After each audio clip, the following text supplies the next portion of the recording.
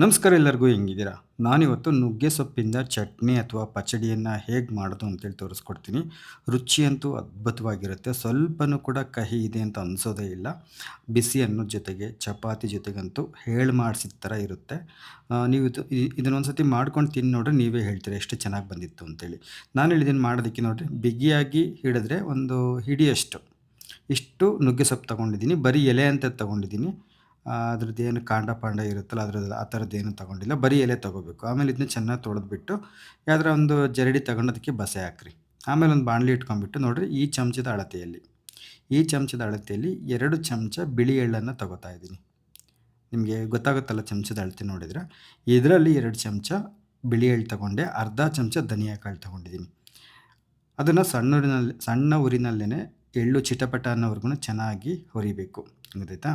ಧನಿಯಾ ಕಾಳು ಅರ್ಧ ಚಮಚ ತೊಗೊಂಡ್ರದ್ದು ನಿಮಗೆ ನೋಡ್ಬೇಕಾದ್ರೆ 1 ಚಮಚ ಅಂತ ಅನಿಸುತ್ತೆ. ನಾನು ಬರ್ತಿ ತೊಗೊಂಡ್ರೆ 1 ಚಮಚ ಲೆಕ್ಕ ಆಗುತ್ತಲ್ಲ ಆ ಲೆಕ್ಕದಲ್ಲಿ ಹೇಳಿರೋದು. ಅರ್ಧ ಚಮಚ ಧನಿಯಾ ಕಾಳು ಸಾಕಾಗುತ್ತೆ. ಇದನ್ನು ಪುಡಿ ಮಾಡ್ಕೊಂಬರ್ಬೇಕು. ನೋಡಿರಿ ಧನಿಯಾ ಕಾಳು ಮತ್ತು ಬಿಳಿ ಎಳ್ಳನ್ನ ಈ ಥರ ಹಿಂಗೆ ಒಂದು 90 ಭಾಗ ಪುಡಿ ಆಗೋಂಗೆ ಪುಡಿ ಮಾಡಿಟ್ಕೊಂಡು ಈ ಕಡೆಗೆ ಒತ್ತಟ್ಟಿಗಿಡ್ರಿ. ಇವಾಗ ಅದೇ ಬಾಣಲಿಗೆ ಇನ್ನೊಂದು ತೊಟ್ಟು ಎಣ್ಣೆ ಹಾಕಿಬಿಟ್ಟು ಖಾರಕ್ಕೆ ಎಷ್ಟು ಬೇಕೋ ಅಷ್ಟು ಹಸಿಮೆಣಸಿನ್ಕಾಯಿನ ಹುರ್ಕೋಬೇಕಾಗತ್ತೆ. ಅದು ನಿಮ್ಮ ಇಚ್ಛೆ. ಸ್ವಲ್ಪ ಖಾರ ಮುಂದಾಗಿದ್ದರೆ ರುಚಿ ಚೆನ್ನಾಗಿರುತ್ತೆ. ಇವಾಗ ಅದೇ ಮತ್ತು ಎಳ್ಳು ಮತ್ತು ಧನಿಯಾ ಕಾಳನ್ನ ಏನು ಪುಡಿ ಮಾಡಿಟ್ಟಿತ್ತು ಅದಕ್ಕೇ ಈ ಒಂದು ಹಸಿಮೆಣಸಿನ್ಕಾಯಿನೂ ಕೂಡ ಹಾಕ್ತಾಯಿದ್ದೀನಿ. ಆಮೇಲೆ ಒಂದು 8, 10 ಎಲೆ ಕರಿಬೇವನ್ನು ಕೂಡ ಅಷ್ಟೇ ಚೆನ್ನಾಗಿ ಅದು ಚಿಟಪಟ ಅನ್ನೋ ಅಲ್ಲಿವರೆಗೂ ಚೆನ್ನಾಗಿ ಹುರಿತಾ ಇದ್ದೀನಿ. ನೀವು ಬೇಕು ಅಂತಂದರೆ ಹಸಿಮೆಣಸಿನ್ಕಾಯಿ ಜೊತೆನೂ ಕೂಡ ಹಾಕ್ಕೋಬೋದು ಕರಿಬೇವಿನ ಸೊಪ್ಪನ್ನು. ಇವಾಗ ಅದನ್ನು ಕೂಡ ಇದೇ ಜಾರಿಗೆ ತೊಗೋತಾ ಇದ್ದೀನಿ.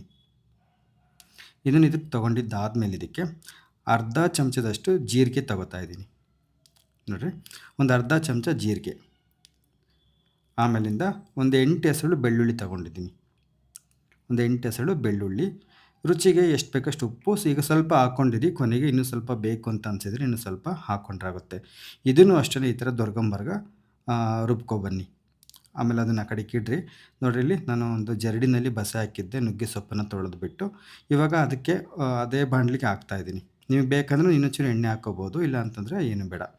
ಇದನ್ನು ಅಷ್ಟೇ ಚೆನ್ನಾಗಿ ಒಂದು 3 ನಿಮಿಷ ಹಿಡಿಯುತ್ತೆ. ಸಣ್ಣೂರಿನಲ್ಲೇ ನೀವು ಇದನ್ನ ಬೇಯಿಸ್ತಾ ಇದ್ದೀರಾ ಅಂತಂದರೆ ಅಥವಾ ಎಣ್ಣೆ ಹಾಕಿ ಹುರಿತಾ ಇದ್ದೀರಾ ಅನ್ನೋದಾದರೆ ಒಂದು 3 ನಿಮಿಷ ಬೇಕಾಗುತ್ತೆ. ಸೊಪ್ಪೆಲ್ಲ ನೋಡಿರಿ ಇಷ್ಟೊಂದು ಇದೆಯಲ್ಲ ಇದು, ಅದು ಹಂಗೆ ಬೇಯ್ತಾ ಇಷ್ಟೇ. ಅಲ್ಲಿವರೆಗೂ ನೀವು ಚೆನ್ನಾಗಿ ಬೇಯಿಸಬೇಕಾಗತ್ತೆ. ಗೊತ್ತಾಯ್ತಾ? ಇಷ್ಟು ಬೇಯಿಸಿದ್ದಾದಮೇಲೆ ಇದನ್ನು ಕೂಡ ನಾವು ಅದೇ ಜಾರಿಗೆ ತೊಗೋಬೇಕಾಗುತ್ತೆ. ಸೊಪ್ಪನ್ನು ನೀವು ಚೆನ್ನಾಗಿ ಬೇಯಿಸಿದ್ರಿ ಅಂತಂದರೆ ಇದು ಪಚ್ಚಡಿ ಅಥವಾ ಚಟ್ನಿ ಕಹಿ ಆಗೋದಿಲ್ಲ. ಸ್ವಲ್ಪನೂ ಗೊತ್ತಾಗೋದಿಲ್ಲ ನುಗ್ಗೆ ಸೊಪ್ಪು ಹಾಕಿ ಮಾಡಿರೋದು ಅಂತೇಳಿ. ಇಲ್ಲಿ ಈ ಒಂದು ಸೈಜ್ದು ಒಂದು ಟೊಮಟೆ ಹಣ್ಣು ತಗೊಂಡಿದ್ದೀನಿ. ನೋಡಿರಿ ಇಂಥದ್ದೊಂದು ಟೊಮಟೆ ಹಣ್ಣು.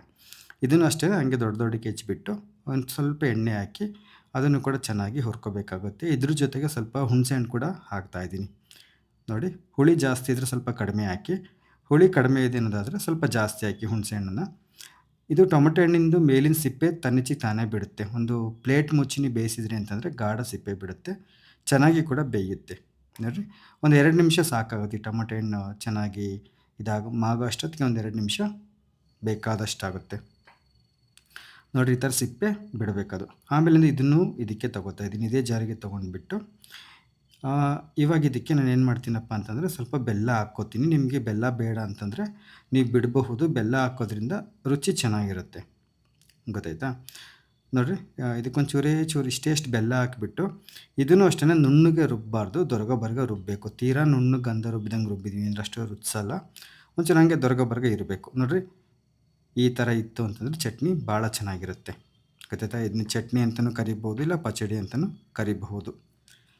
ಆಮೇಲೆ ಇದಕ್ಕೆ ಮಾಮೂಲಿ ಒಗ್ಗರಣೆ ಕೊಡೋದು ಗೊತ್ತಾಯಿತು. ಸ್ವಲ್ಪ ಎಣ್ಣೆ ಇಟ್ಬಿಟ್ಟು ಸಾಸಿವೆ ಜೀರಿಗೆ ಹಾಕ್ರಿ. ಬೇಕು ಅಂತಂದರೆ ಕಡಲೆಬೇಳೆ ಉದ್ದಿನಬೇಳೆ ಕೂಡ ಹಾಕ್ಕೋಬಹುದು. ಆಮೇಲೆ ಒಂದು ಬ್ಯಾಡಗಿ ಮೆಣಸಿನ್ಕಾಯಿನ ಸಣ್ಣಕ್ಕೆ ಮುರಿದು ಹಾಕಿದ್ದೀನಿ.